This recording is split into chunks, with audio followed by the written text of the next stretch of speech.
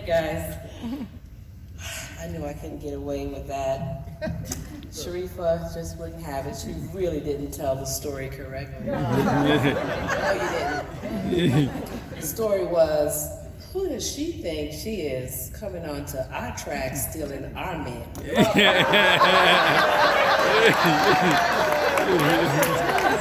afternoon.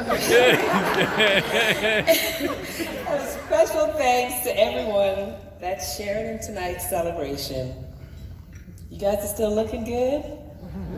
Feeling good? You guys look amazing, and I love the energy in the room and all the stories that's been shared. I'd like to say a special thank you to my Heavenly Father who has made this night possible. Thank you to USA Track and Field staff, the Hall of Fame committee that selected me, my fellow inductees, and especially the late Fred Thompson, who was the director, as you guys heard, of the Colgate Women's Games, where I ran my first track meet.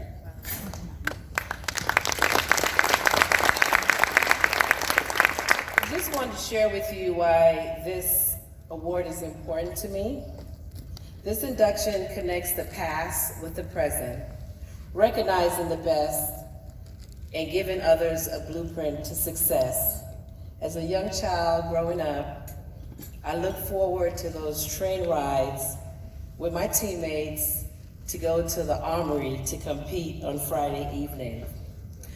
The Armory, Fort Washington Armory, is now the permanent Hall of Fame location for USA Track and Field. And to stand here tonight, 40 years later, and to be inducted into the Armory, where the Hall of Fame is housed, and I competed, it truly brings things full circle, and it certainly is an exclamation mark on my career. They told us we had a few minutes to speak, and you guys saw the videos, saw the accomplishments, so just wanted to share a few highlights. I am indebted to track and field for so many things. It helped me find myself in a male-dominated sport. It helped me secure my education, led me to my wonderful husband, David Patrick, and my smart, beautiful children and lifelong friends in track and field. I was raised by, as most of you know, Mother Farmer, my great aunt, who raised me. At best, she had a second grade education. She struggled to read and sound out words like cat, hat, mat, words that my children knew before they entered kindergarten.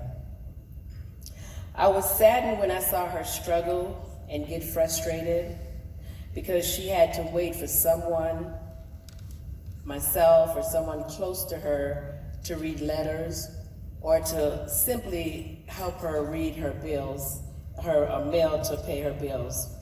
It was particularly hard to see my mother struggle to read the Bible, which was so important to her. She desperately tried to read, but she couldn't. She eventually compensated by memorizing many Bible verses to hide her shame and embarrassment for not being able to read.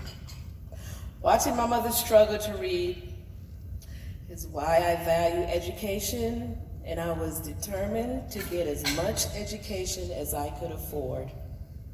Track and field provided me these resources through the Colgate Women's Game, which was a New York State Diamond League of today. Those prize monies awarded me the opportunity to attend a private high school, as opposed to in New York, we had numbers, public school 219, 52. I was able to go to a private high school, earn a bachelor's degree and a master's degree. It's because of track and field that I met my husband on the circuit while competing. His version of the story is that he saw me, asked me if I wanted to get lucky, and we've been together ever since. So, 36 years, married for 31 years, and of that union, we had 2 beautiful children. Sierra, Cece, Chanel, we love you. She competed in 2 sports in college, volleyball and track and field. She graduated from the University of Texas. She's currently working in Los Angeles as an associate producer en route to fulfilling her dreams of becoming and producing her own talk show. David Marquise, we love you, babe. He's a smart and compassionate young man with a great sense of humor. David is attending the University of Houston. He's on the track team with head coach Leroy Burrell and Carl Lewis. He's majoring in computer and electrical engineering, where he will pursue his passion in robotics and teaching himself music technology. And so I just wanted to share that to you, to let you know how important education was for me, why it was important. And I have a good friend that always shared, and she encouraged me, and she would say, you know, education gives you options in life. And I was just happy for that opportunity. Growing up with a Pentecostal upbringing, I was not allowed to wear makeup, jewelry, and the women were not allowed to wear pants. I remember wearing my skirts and high tops to practice, but that didn't last very long as my track coach convinced my mom that I had to wear briefs. As participation in women's sport increased in the early 80s and 90s, I took this as an opportunity to define myself in a male-dominated sport. In my era, we had fun with makeup, nails, hair. We had the one-leg leotard with Florence Griffith Joyner, and then Sandra Farmer Patrick with the skirt, the tutu. These skirts became shorter, sheerer, sexier, but yet still covering the basic briefs. I remember one of my outfits design. It was white with silver beaded and sequins all over. One of my competitors, you guys know who I competed against, we weren't the best of friends, but she's not shy to share her memories about my skirt era. She shared with me that she remembered lining up at a track meet in Europe, shaking her head because all the photographers were surrounding me in her lane. I had this white sequins dress on, and she said, "This bee is about to beat us in a damn bridal gown."